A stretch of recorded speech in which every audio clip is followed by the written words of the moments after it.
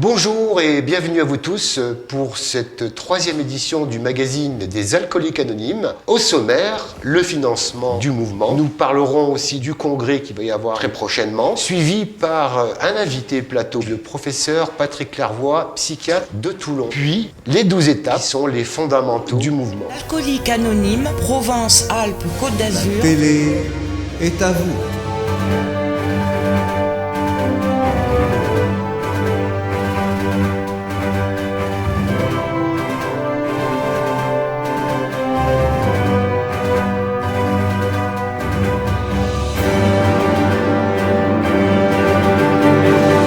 Bonjour Dominique. Bonjour Guy. Alors, tu vas nous parler du fonctionnement des Alcooliques Anonymes dans vos réunions. Alors, quelques mots. Surtout essentiellement sur l'aspect financier du mouvement et comment cela fonctionne. Nous avons pour habitude qu'à la fin des réunions passe un chapeau où chacun peut y mettre ce qu'il veut ou ce qu'il peut, tout simplement. Il ne faut quand même pas oublier que la plupart d'entre nous, quand nous arrivons, nous ne sommes pas très riches. Donc forcément, c'est pas toujours évident. En fait, cet aspect financier est important pour la communication des Alcooliques Anonymes et surtout pour la transmission du message, également comme par exemple pour financer tout simplement ce magazine, d'information qui nous permet de mieux nous faire connaître et de voir l'aspect par l'intérieur de ce que sont les Alcooliques Anonymes, tout simplement. Voilà, une vision globale à tous les téléspectateurs de tout le fonctionnement. Absolument, il n'y a rien de compliqué, tout est simple, tout est clair en Alcooliques Anonymes. Bon, est-ce qu'il y a une limite est-ce qu'il y a des gens, des mécènes chez vous? Comment ça marche? Parce qu'il y a des subventions, dites-moi un petit peu. Alors, de ce fait, il n'y a aucune subvention. Alcooliques Anonymes refuse toute intervention extérieure pour ce qui est du financement des Alcooliques Anonymes. Nous avons même un plafond de dons qui est de l'ordre, je crois, aujourd'hui de 3 000 € par personne et par an, qui fait que on n'a pas à recevoir de dons prestigieux pour le financement des Alcooliques Anonymes. Voilà, tout simplement. Moi, il y a un côté un petit peu neutre, si je puis dire, du point de vue des subventions. Vous voulez pas, vous êtes autonome. On est tout à fait autonome, voilà, on s'autofinance. Vous autofinancez, donc c'est le but du chapeau. Donc ce sont les images qui ont été filmées cette semaine. Lors d'une réunion. Voilà. Bien. Quelques mots sur, depuis qu'on s'est vu, ça fait à peu près 6 mois, ce confinement, il y a eu des moments forts. Le moment le plus fort de ces derniers 6 mois, c'est bien évidemment et malheureusement le congrès international de Détroit aux États-Unis qui a eu lieu par visioconférence, puisque malheureusement, à cause du virus, on n'a pas pu, dans le monde entier, assister à ce congrès. Sinon, nos réunions ont repris au mois de juillet, fin juillet, début août. Réunions physiques. Les réunions physiques, effectivement, ont repris et effectivement c'est un peu compliqué, mais ça fonctionne, ça se fait quand même. Voilà. On n'a jamais abandonné le terrain et le message passe. Deuxième sujet, le congrès, un événement phare prochainement. Jean-François. Le congrès, donc anniversaire cette année, c'est le 60e anniversaire donc de Alcooliques Anonymes, qui va cette fois-ci de façon inédite se dérouler et se passer en visio. Alcooliques Anonymes est né en France en 1960, donc 60 et 60, ça fait 2020. La journée complète du 7 novembre est réservée justement pour ces réunions. Alors donc, prochain rendez-vous, 6 et 7 novembre pour les alcooliquesanonymes.fr.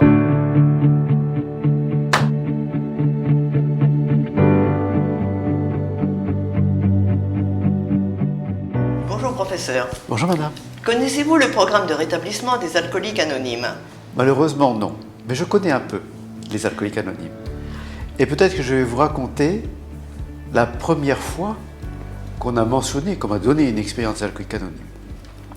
Alors juste préalablement, j'étais tout jeune médecin.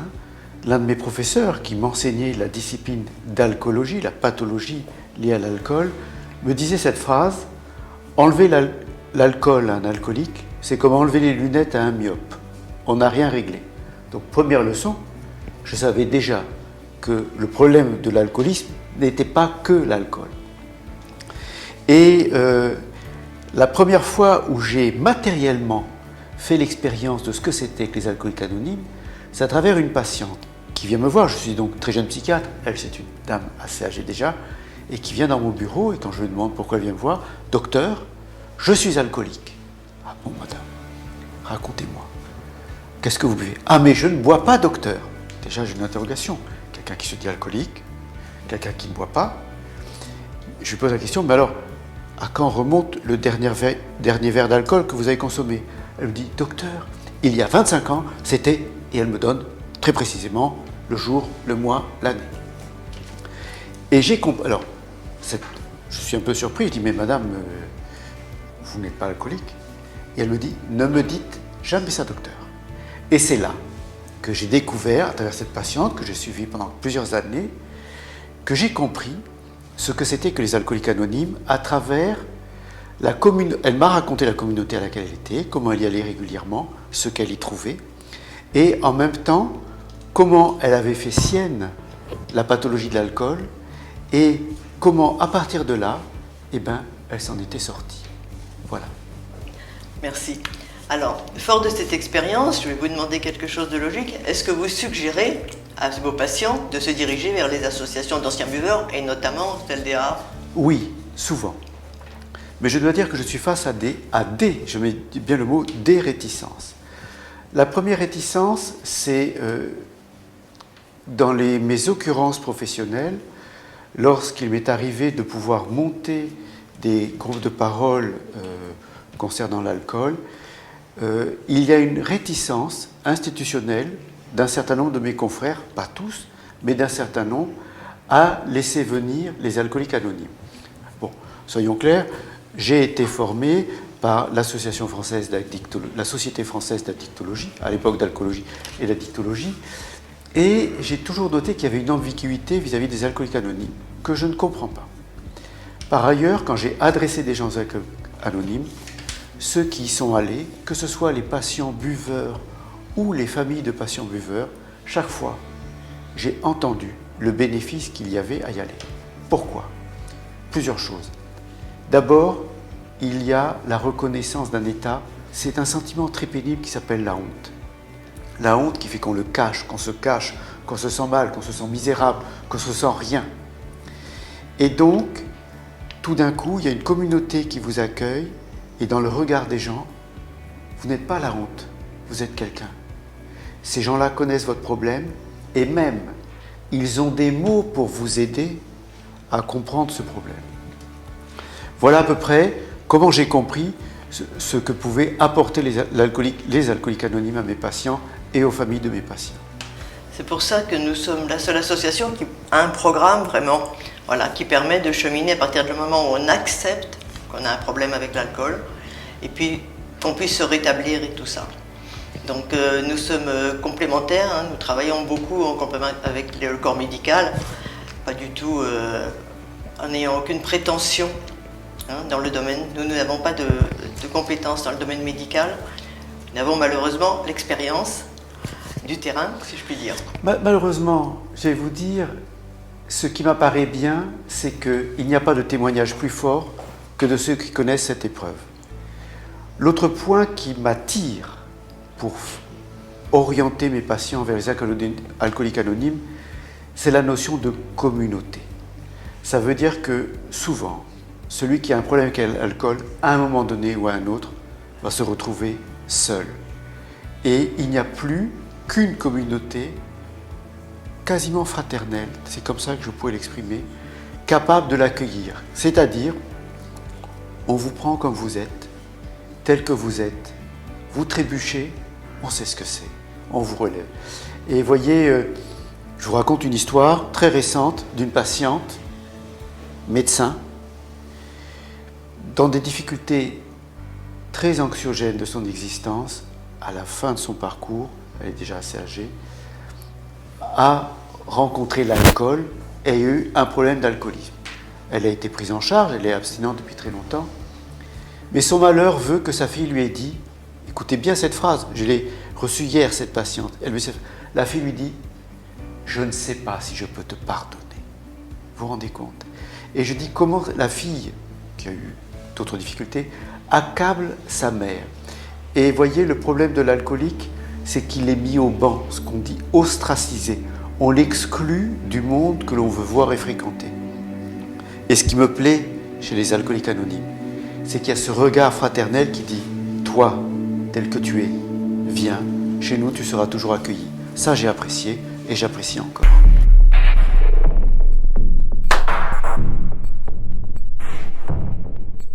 Jean-François, nous allons donc parler de notre programme des 12 étapes, en commençant bien évidemment par la première. Nous avons admis que nous étions impuissants devant l'alcool, que nous avions perdu la maîtrise de notre vie. Nous prenons conscience de notre état de dépendance à l'alcool et nous abandonnons la lutte avec plus fort que nous. Nous acceptons la réalité d'avoir perdu la maîtrise de notre vie. Ceci est le point de départ pour se rétablir. La deuxième étape nous dit « Nous en sommes venus à croire qu'une puissance supérieure à nous-mêmes pouvait nous rendre la raison ». Nous en arrivons à croire à une puissance supérieure à nous par une ouverture d'esprit, ce qui nous permet de retrouver la raison.